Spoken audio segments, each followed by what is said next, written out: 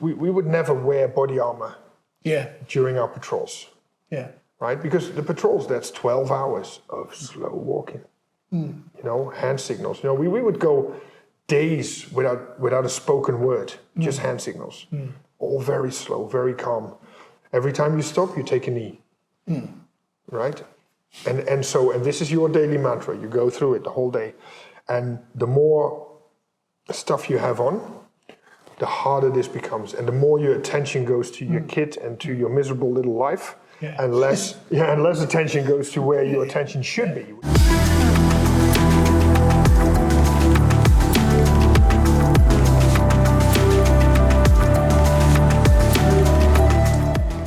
Hi guys, welcome to another ufprogear 30.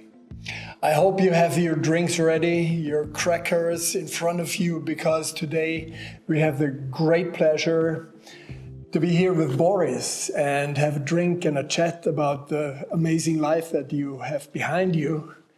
And you know, some of you might know Boris already from our episodes that we had. How was it called? I think the Pro's Guide to Tactical Trekking. Exactly. Already a while ago. Yeah. That was definitely my favorite. So, but for those of you who don't know Boris yet, maybe Boris, you tell us a little bit about the life, what you did. I mean, we could probably take hours for that, but.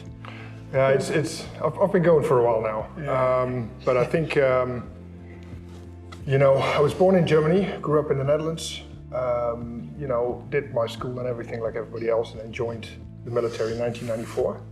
So at the time we still had the draft in the Netherlands, so you would be drafted and you would be given a choice, what do you want to do? You know, would you go into sort of the general direction that everybody does? Do you want to go SF, which I didn't want to go? Or do you want to go on the UN mission, which was during that time was, you know, former Yugoslavia, right? So I signed up for that, and at the time you got training for about 4 months. Would you even as a conscript? Would you go even as a conscript? Yeah, 100%. To the UN missions? Yeah. Wow. So you got training for 4 months, then you were in theater for 6. And then you had like a month afterwards where you sort of wind down and you bring all your kit back, and you know, you're back in the general population sort of thing. Okay. Yeah, so did that, and then very quickly I thought, you know, this is actually you know, a life that I can get used to. So Which part of the world were you on your UN mission? So that was Yugoslavia, former Yugoslavia. Sorry, so I was stationed in Sarajevo in '95. All right. I was very young, very green, you know, 4 months of education, you know, training before that doesn't really prepare you for the reality of, you know, something like that. Was there still fighting going on at that time? Yeah, around Sarajevo, yeah, there was a siege going on of the city, you know, and I had a role in the headquarters, a very minor role, but it was my sort of, you know, first exposure to, you know, conflict. So yeah, it was definitely life-changing experience. Which time of the year was it? Was it summer or was it winter? Was it cold or was it hot? Yeah, I think we arrived in, if I'm not mistaken, we arrived around June. And so 6 months later, I think it was it November or something like that, we came back. Yeah. Okay. So we had the summer period. Yeah. Okay. So after that I signed up for the Royal Netherlands Marine Corps. Oh, cool. And I had to do selection for that. And very fortunately, you know, I went in, and so that is then 6 months of basic training. And then you start going through your different deployments. And ultimately I stayed in for 21 years. I'm still a reservist to this day. And through that time, you know, a variety of roles. And I mean, we can talk about it if you want, but sure. Okay. Sure, absolutely. So one of the main components of the Marine Corps at the time, and we're talking 96, 97 at the time, was we were part of the ACE Mobile Force, which was, ACE stands for Allied Command Europe. And the Mobile Force were the ones that were doing the northern flank. At the time, this was important, and you know, as we know with current affairs, it actually starts picking up again. So together with the British Marines, we would be responsible for the northern flank of Europe. What does it mean? That was Norway then at that time? Or? Yeah, so we would generally in January of that year, we would go up to northern Norway above the Polar Circle in areas like Finnmark and Tromsø and these areas. And we would spend... That's cold. Yeah, it's very cold. Yeah. Yeah, I remember it to be, bloody cold at times. Yeah. So it was... Was it at the coast? Partially. So if you were in Finnmark, if I recall it correctly, you're close to the Finnish border. That could get proper Baltic cold. And then around the fjords, even there, but that was generally a bit milder. So, but I do remember one time, we had like, I think minus 28 degrees without the wind chill, and then with the wind chill added to it, you got a feeling temperature of, minus 40, So, and then That's serious. Yeah, we also don't do a lot of things at that temperature.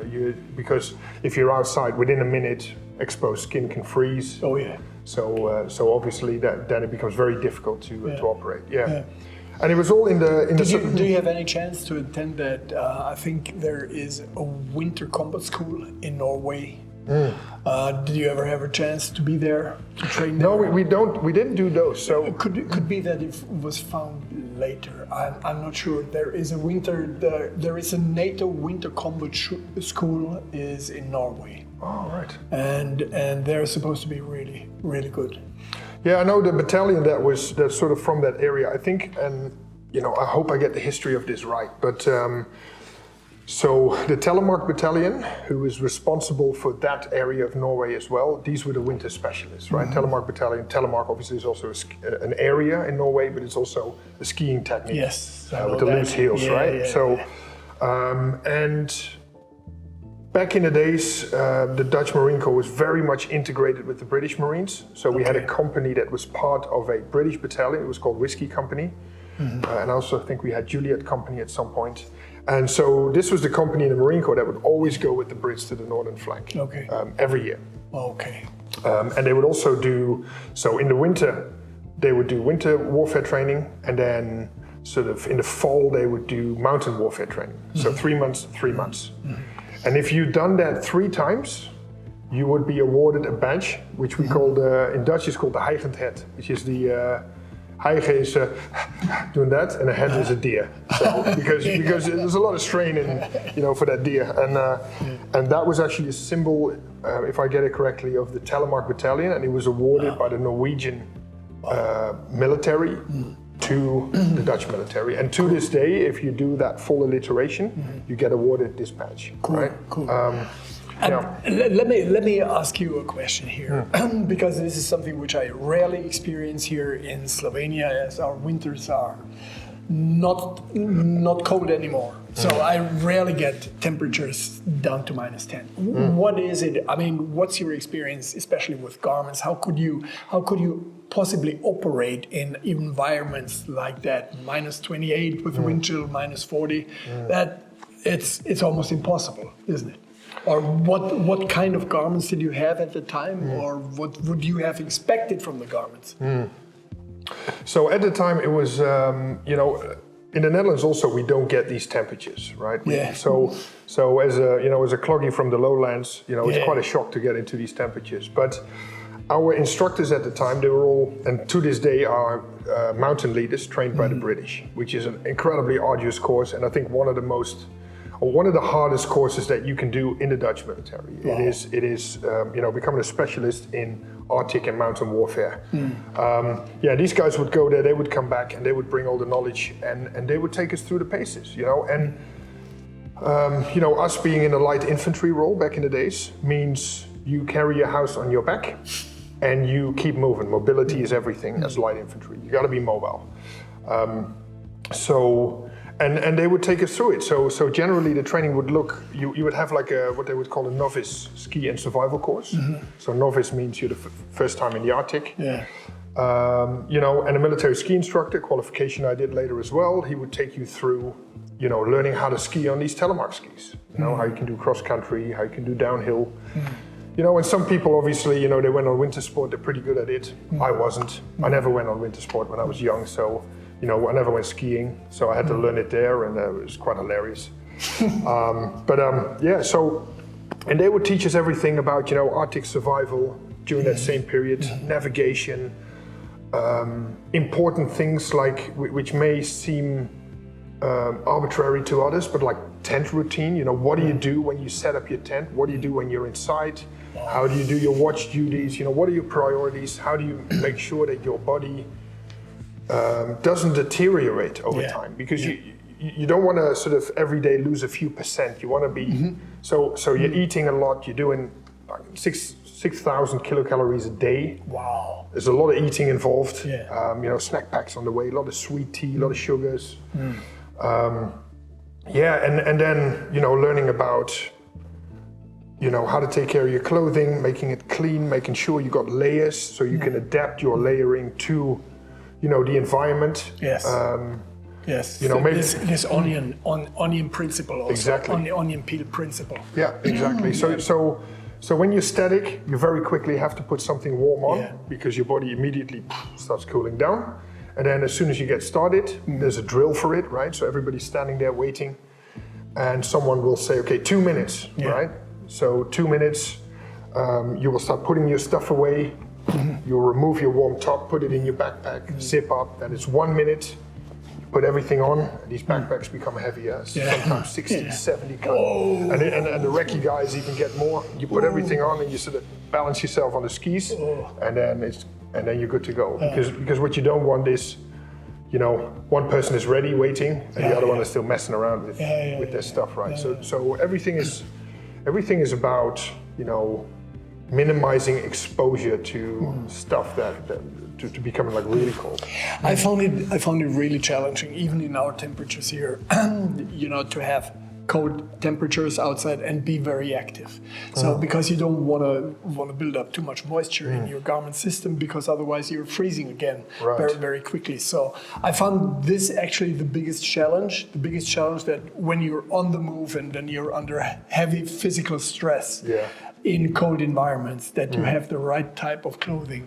And we have a product line which is specifically designed around that, where we say, okay, well, let's keep it as moisture vapor permeable as possible. Let's integrate ventilation openings so that if you're building up too much temperature inside your clothing, that you can get rid of that in order to not become too wet. Because becoming wet is that could be really, really nasty. No, it could be. And like when we started, or when I started, and it has changed over time, but when we started, we had very sort of old school, sort of back from the whiskey company days, right? So cotton, and wool and things like that, right? In itself, not a bad product, but you would notice that, the mountain leaders who came back from that sort of school, they would have different garments. Okay. So like how the special forces nowadays are sort of front runners for the regular forces. Those mountain leaders were front runners for. The rest of us in the equipment that they had. So what we see very often is that guys would start, they kept going back to Norway and the mountains, so they started to, get more, different types of clothing they would just buy themselves, just to add it to what they already had, in order to improve. Because we already noticed what we had. We had to use it the first time just to get used to it and to learn how to use it. But after that, very quickly, people would start buying their own sleeping bags, their own layers, layers underneath, fleece jackets, things like that. And I remember back in the days, back in the 90s, there was still cotton as underwear. So there was, people were wearing cotton underwear, and cotton underwear probably is in that type of environment. It's a no-go because it absorbs a lot of moisture, doesn't release the moisture anymore. And it's actually like a superconductor for heat. So exactly. you're losing all your body temperature through that wet cotton t-shirt. And especially where you have your backpacks on. Exactly. Your equipment. No, because there is no air in between. This is the reason why we came up with the concept of the air packs that we integrate in certain products. Because whenever you are compressing the layers of of air which are in your garment system. So usually you have layers of air, but especially in the shoulder area, because of the weight of the garments, you're compressing all the air in between. So air is actually the only thing which works as an insulator. Everything else is just a conductor. Yeah, exactly. So you're compressing it, and when you're wearing your rucksack, you're compressing everything, and your shoulders are getting... And it starts leaking and it gets cold. But what would you say, when was the time when you guys saw the biggest sort of improvement in technical garments? Because I know back in the days, there was not a lot of good options available. It was also, at some point, we the Gore-Tex started coming in. Very early days Gore-Tex. I think it was single membrane at the time, right? So it was all right, but not great. When was that sort of big? Well, in my previous life, I joined W.L. Gore-Tex, the makers of the Gore-Tex, in 90. At that time already, the outdoor industry was very much into technical fabrics, into technical garments, into really high-performing garment systems. The problem was just that the military was so slow in adapting these new technologies. So it took the military, like in a lot of cases, it took the military another 10 years until they integrated all these new technologies, these new possibilities. I mean, in the 90s, there were already companies like Odlo, like these functional t-shirt, underwear companies. They were already there. And there were, of course, good, especially Scandinavian companies with wool. With wool. And so a lot of things were out there. But I mean, we were just having we concluded, we buried the Cold War. And at the Cold War, the doctrine for most of the military, for most of the armies was, let's make them big. And if you're having a big army, then you cannot afford to have specialized products because they're too expensive. And only then, I mean, we then saw the beginning of a change. Right. Just imagine, I mean, when was Falklands? Falklands were 82, right? Yeah. And just imagine that the most casualties the British military had on the Falklands was trench foot. You wouldn't imagine that more than 30% of their casualties was trench foot. So you're shipping soldiers around the globe, which is damned expensive, a huge logistic effort. And then you have to take out the soldier because of a bad pair environmental conditions, right? And a bad pair of shoes. Because they could have had Gore-Tex shoes at that time already, but they didn't think about investing that money into a soldier. And I think after the Cold War, the whole mindset around the soldier changed. So the soldier became a more and more important specialist. And so you had to start thinking about how to maintain this the performance of this specialist, because otherwise it would be a waste of time of money. So the soldier became more and more important. And with that increasing importance, also the garments became more and more professional. So to make it short, the possibilities were there, but it took the military. Wasn't yet adapted, right? It took the military some time to change the mindset. Yeah, I don't know if you guys have seen this, but for us, we often saw that it was the more specialized units, right? So the like the Mountain Arctic Warfare Training Cadre, or the Jungle Warfare Cadre for a different environment, or the Special Forces units, who would always be a front runner. They generally... And they still are. Yeah, they have shorter logistical decision-making processes. They're directly connected to the top.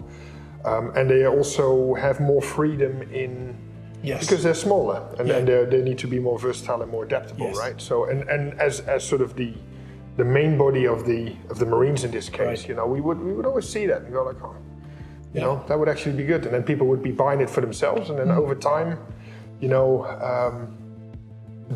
the organization saw it and said, okay, everybody's having this. Obviously, this is a good bit of kit. So stuff started coming in, I mean, it's I think it's clear that there is kit and that there is gear and garments out there, which is really, really good.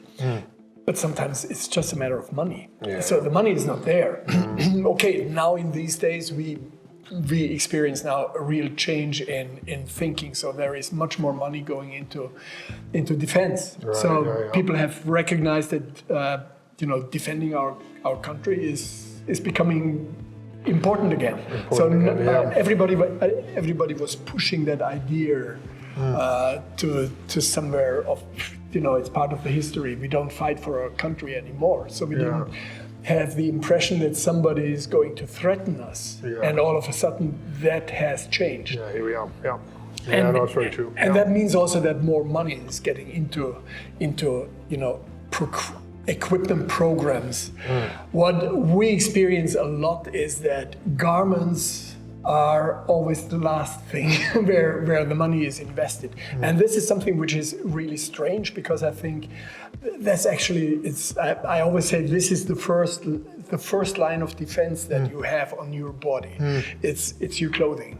So it defines whether you're aware, whether you're functional.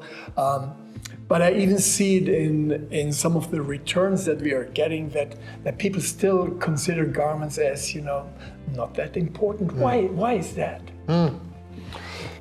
That's a good question. I can only talk about my own experience in this sense. And I think, if you, I remember the old uniforms that we used to have, which was the US Army Woodlands. And I think if I recall correctly, the price that was listed in the catalog, I think you're talking, close to 10 euros for a pair of pants, right? And close to 10 euros for a pair of tops, right? Wow. So, and you get a certain level of quality in that, right? You get what you pay. Exactly, you get what you pay. So you will see that, the sort of prevailing idea, I think at the time was, if it breaks, we'll get you a new one. So going for quantity over quality, right? And especially later on in my career, I became a jungle warfare instructor, and together with my colleagues, we spent a lot of times in jungles all over the world. That is a incredibly harsh environment for everything, including, your clothing. And for us, it was, normal that we would take a pair of pants and tops to a jungle training that lasted maybe 8 weeks. And after that, it was ready for the bin. And until you've used something else of a different quality, you don't know any better, right? So you accept it as it is. Okay, it'll last me one trip, and then I can go back and ask for a new one. Okay. But then again, it's like those ones. We were already heavily adapting those clothings to adjust for the jungle, because it has to dry quickly. Okay. Right. So all pockets are coming off. Really?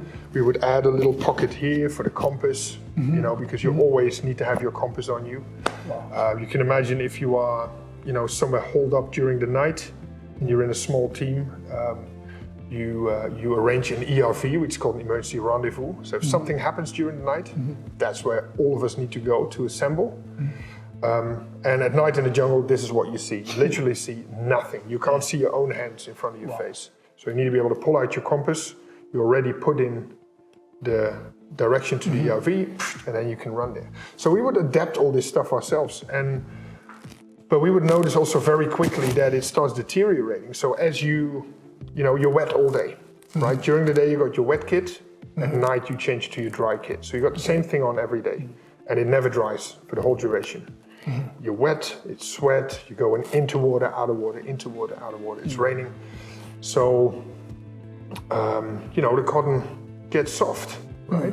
And then what happens is the first thing that goes is actually your crotch area.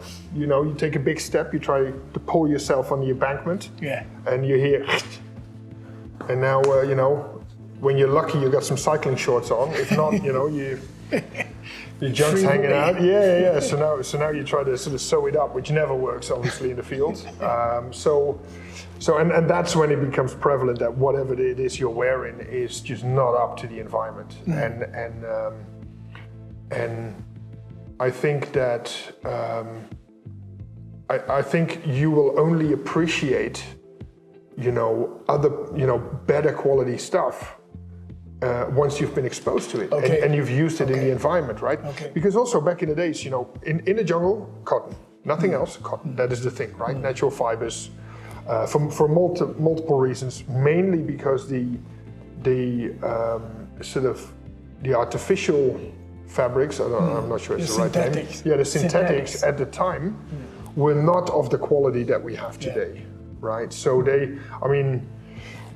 so it was immediately associated with, okay, if it's that, it'll stick to you, you know, it'll be sticky, you know, it's not ventilating, you can't, you know, it doesn't dry that well, it will just block it. So we said, you know, it has to be cotton. But now, you know, you guys gave us this, I don't know if I can talk about this, but a sneak preview of one of the products probably coming out next year. Well, one of those.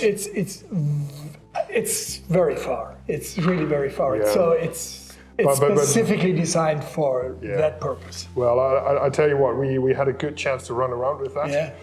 And that is, genuinely, that is really amazing stuff. Yeah. The speed at which that dries is just ridiculous. It's ridiculous. It's and it is so thin. It's like wearing a pajama, but it still has the strength to withstand the stuff. I had a super experience. A team was testing it at a jungle warfare school, and actually that specific product in the beginning they didn't want to have it because I thought it's too lightweight. It is only going to be torn into pieces within the first 5 meters that you're moving through the bush. Yeah. At the end of their training, that was their absolute that was what they preference. were going for, huh? That was the product that they went for. It's super lightweight, but it's 100% synthetic. And now here we are facing a conflict where, and I would like to know your opinion about that. 100% synthetic at that weight at the moment is not possible in flame retardant. Right. So if you personally would have to make a choice to have something which is like that and not flame retardant, and something which is at least no melt, no drip, which means that it might be burning, but there won't be any synthetic droplets which might be burning to your skin. Where would you put your preference? Oh. Yeah, that's it's a tough one. That's a tough question, and I'll tell you why it is a tough question, because I can only speak from the situations I was exposed to. Yeah.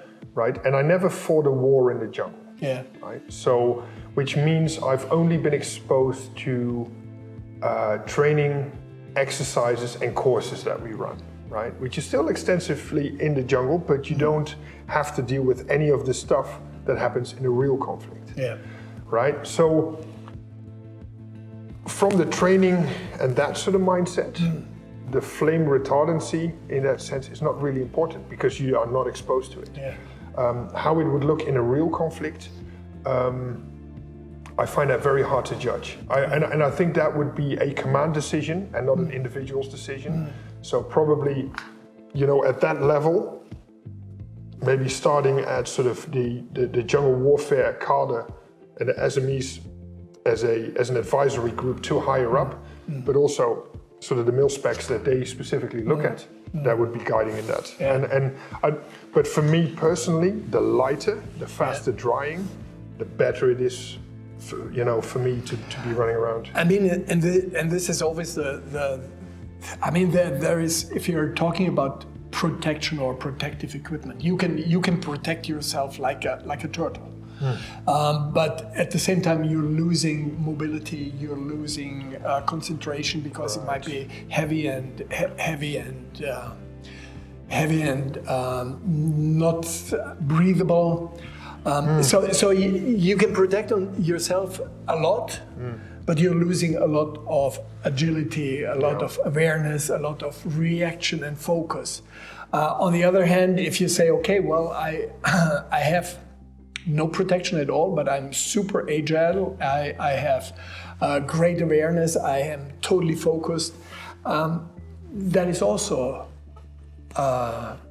protection. Yeah, it's because you are actually deciding, you know, how to react, and on the other hand, it's more the equipment which allows you to react or not.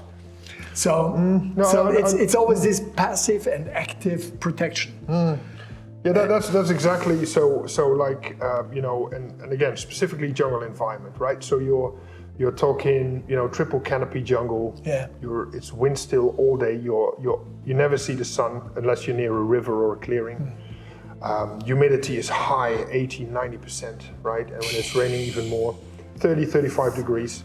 You know, moisture doesn't evaporate from your skin really, which is your primary cooling mechanism as a body, right? Yeah.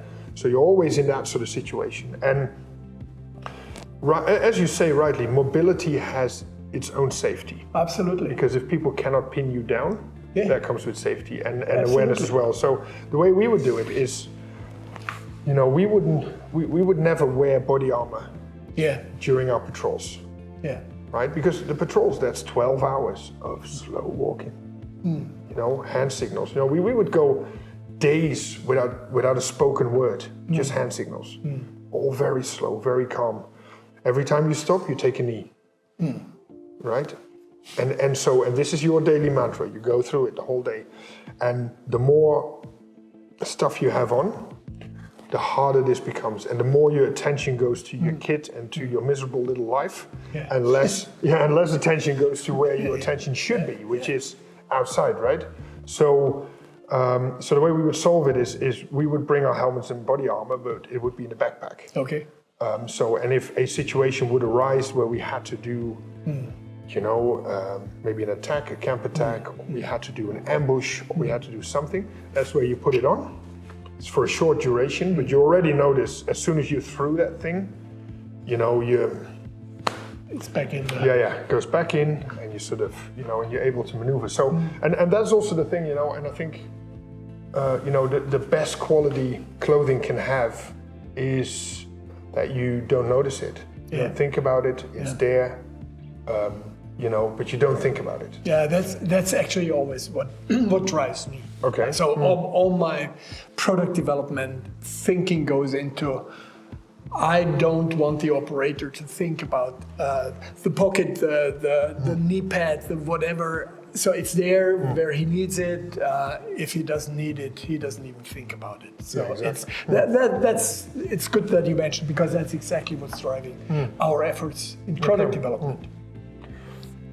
Yeah, and it's just, you know, again, you know, having used, you know, the little gem that you guys sent down, awesome. Yeah, really good stuff. Cool. And I think, but that's also the thing. I think over time, if you look at sort of the military side of things, cotton was the mantra, especially for jungle. And it you know, I know in the past we did have, you know, we talked about it, and you know, military by definition is quite traditional. Oh yeah. Right? Which has some really good qualities to it itself, because tradition is the anchor sort of that binds you together and drives you. It also at the same time brings inertia.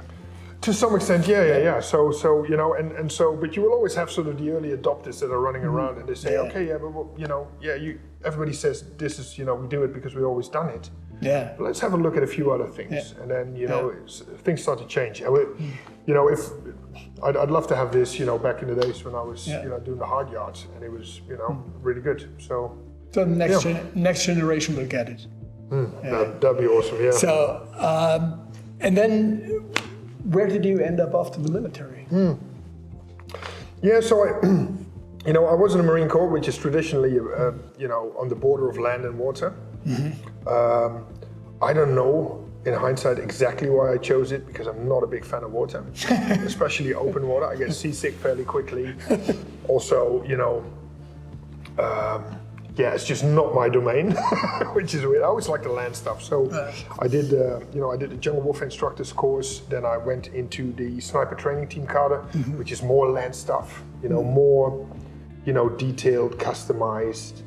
You know, I always like sort of the specialist jobs, because it gives you, if you're enthusiastic about something, and you have that with garments, there is no limit to the depths that you are willing to go. Oh, absolutely. I know what you're saying. There's no limit to the depths you want to go in, and sort of really sort of get to the next level. And that, you know, and in the sniper branch back in the Marine Corps, it was a small group, you know, all specialists, all that mindset, you know, and so that was really cool. And then And that led to, fast forward to sort of 2012, around that time, 2010, 2012, is when the piracy in East Africa picked up. Okay. So I think, I think you remember it, right? It was a very lucrative business for the pirates. They would hijack a ship, take it into the territorial waters of Somalia where there was no rule of law, and they would negotiate the freeing of this ship for money.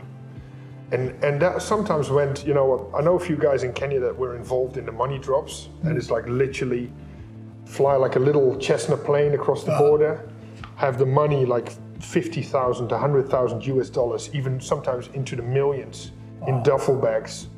And they would fly over and they would drop the money. And that's how it was a very weird time. So it became a problem because it started to cost a lot of money. So that's why governments got involved, but there's also obviously a lot of suffering involved in this, I do recall an instance where there was a ship that was, I think it was under Russian flag or something, doesn't matter really, but the ship was taken hostage and taken to territorial waters, and the shipping company went bankrupt, right? So the main negotiation partner for those guys was gone. And I think those guys spent years, like 2 years or more. And that is the suffering that comes with that is incredible. So the international community stepped up. European Union had a mission there, NATO had a mission there, and it was naval ships with boarding teams, and they had that mandate to interdict the moment between the initial assault of the ship by the pirates and the moment the citadel or the safe room in the ship was breached. Because as soon as the captain was under command of the pirates, then it would change. You can no longer interdict. It now becomes the negotiation between the company and the pirates, right? Okay. So that was your little window. So all the ships were floating around. They all had their little ops box, and you're sort of bobbing around in the ocean. My favorite terrain, not really. No, but it was an awesome job because it had a very sort of, you could have a very direct impact on people, right? On the safety of people, which I thought was awesome. And I was the sniper team commander on one of those missions. So we had a boarding team, and then not a big team, it was 2 people, right? So, and I was the boss because I was the oldest and the highest ranking. And Dave, my shooter, the 2 of us, we were responsible for covering the approaches of the boarding teams. So it was an awesome job, really good. And then, we made our way to East Africa. Mombasa Harbor, the ship needs supplies and fuel. And that was the first time I set foot on East African soil, 2012. I remember it very vividly. And we got a chance to see that landscape, and it just absolutely blew me away. If you think, it's like Lion King level stuff, right? You got these big plains, you got massive groups of elephants, not a lot of fences. It's like old school. This is what Africa looks like if you think about it, right? I know it. I've been there. Yeah, you've been there, right? Yeah, I've been there. Absolutely incredible. It's incredible.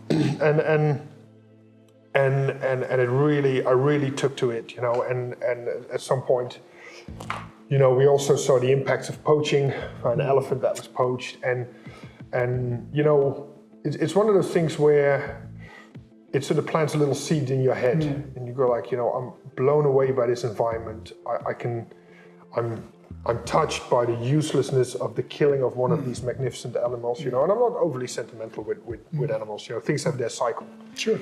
But obviously the human impact on that, it got to me. So, I was sort of set with me in my mind, and it took another 2 years, and then this thing just became too strong, right? I had a good career. I had a couple of awesome jobs lined up with the Marine Corps. I could go back to the sniper training team, as the chief instructor and things like that. And I thought, but then here's this thing, this sort of unknown, right? And this became stronger than that. So it just became stronger. So it became, and because of that, it became the route of the least resistance. It sounds like a big step. People sometimes tell me, they say, Boris, that big step, leaving the forces, going to Africa. But if your heart is going into a direction, It's a logical step. Yeah, it becomes even harder not to do it, right? So I handed. I made in my life. I made the experience that there is time for certain things to do, and this time passes, and you move on. So you did what you had to do and what you felt that you have to do at a certain time, and then you move on. Yeah. And you notice already it's time to move, and then you move on. Yeah. So it happened to me a couple of times in my life, and I always changed in the course of my life. Right. And it sounds like this was exactly what happened to you. Yeah, it's exactly what it is. And when people ask, well, how do you know? It's, well, you know. You know. You know, when the time is there, you know it. You know, it'll become very evident. So I basically, went and said, look, I'm gonna leave the service. I'm gonna hand in my resignation, honorable discharge. And then I started sort of thinking about trying to get, a place in this thing, right?